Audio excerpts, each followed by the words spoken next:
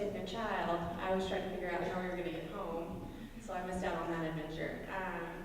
But yeah, so I'm going to tell you a little bit about the extraction. We fondly call it, as does the military. We were pretty much stranded in Maui at Canaan after the earthquake. They didn't have much diesel, and the diesel that they did have, they actually used for the generator and also just to do like around town kind of driving, but there wasn't enough to take us to port and come back, much less take us and then be able to go back and get us if something happened to us while we were there. So they didn't want to take that risk. Our parents certainly didn't want to take that risk. And so I got in contact, or my dad, automatically after it happened was like, we're gonna get you home, we're gonna figure out a way to get you home. We don't know when that's gonna be. Hopefully it's sooner rather than later, but you just have to be ready to go whenever. And my father is in the military. He's Army, National Guard, and so he is a helicopter pilot, and he actually, has been to Iraq, flown missions, knows kind of how like rescue missions go. So he actually filed a mission request form with the Puerto Rican National Guard because they were some of the first people to respond to the disaster relief in Haiti. They're not very far, they're only an island away. So they were automatically on scene. They were very busy though, and so my dad was like, this is a possibility, it's not a guarantee though, because you guys are technically fine, there's no injuries, so be ready to go, pack a backpack each and have it ready, and they might send Blackhawks, they might not.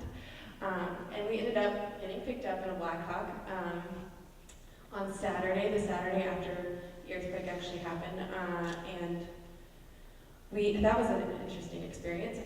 This was all done on a touch through Facebook.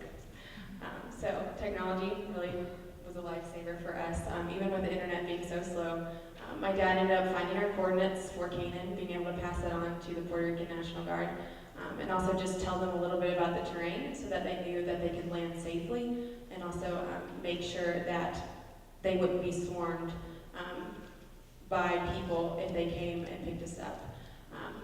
So we ended up being picked up that Saturday by the Black Hawk after waiting for about 5 or 6 hours for them to come get us. We had to lay out in an inverted Y, which is basically just a Y that we made out of sheets, and each leg of the Y was about a person in length. So we go out into the middle of this soccer field in the town and put down this Y, and it's a bunch of white people just laying down sheets in the middle of their soccer field. So that was definitely interesting. And then we proceeded to wait and wait and wait. And then finally they came at around 1:30 that afternoon, picked us up, flew us to Port-au-Prince, where we were dropped off in the middle of the landing field at the airport. So we were just 3 girls with about 3,000 military men. And so, we waited there while the Puerto Rican National Guard did a couple of other missions that day, and they told us to wait for them and that they'd come and pick us up. And while we were there, we ended up seeing Hillary Clinton come through and also the Prime Minister of Haiti. And it was really interesting to see, but it was also really cool because there was a huge military presence, and just people ready to go, bringing in supplies, it was just crazy. They couldn't put it out at that point, they couldn't really go out into port because they were still working on logistics, but it was really encouraging to see that because we had been so isolated before. And then after that, we were flown to the Dominican Republic. The Black Hawk came, picked us back up, and took us over to the Dominican Republic, and we were officially evacuees after that.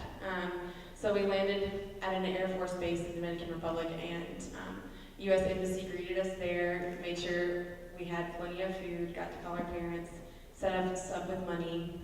So if you're ever an evacuee, just know the U.S. Embassy will take care of you. They do a really great job of that. And we ended up staying the night in the Dominican Republic, so that Saturday night we were there, courtesy of the embassy. And also, it was just, crazy for us because Like, we had no idea what was going to happen once we got on that Black Hawk. And we knew that we would probably end up in the Dominican Republic. We just weren't sure. And then we weren't sure how we were going to get home from there because people had been going through the Dominican Republic for the past 5 days. So we had no idea if we were going to get a flight, how long we would be there.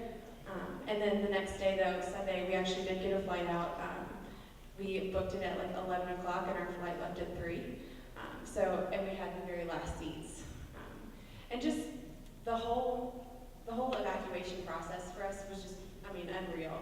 We never really imagined that it would be that way. Because we, especially after the quake, we're like, oh, we can just leave, when we planned on leaving. Because we were supposed to leave 10 days later after the earthquake. But then we found out all flights were canceled. We had no idea if we'd be able to get on a flight once they started back up.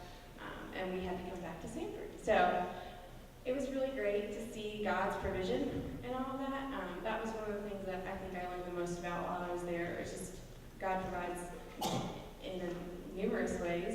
It could be a Black Hawk, or it could just be getting on the last flight to out.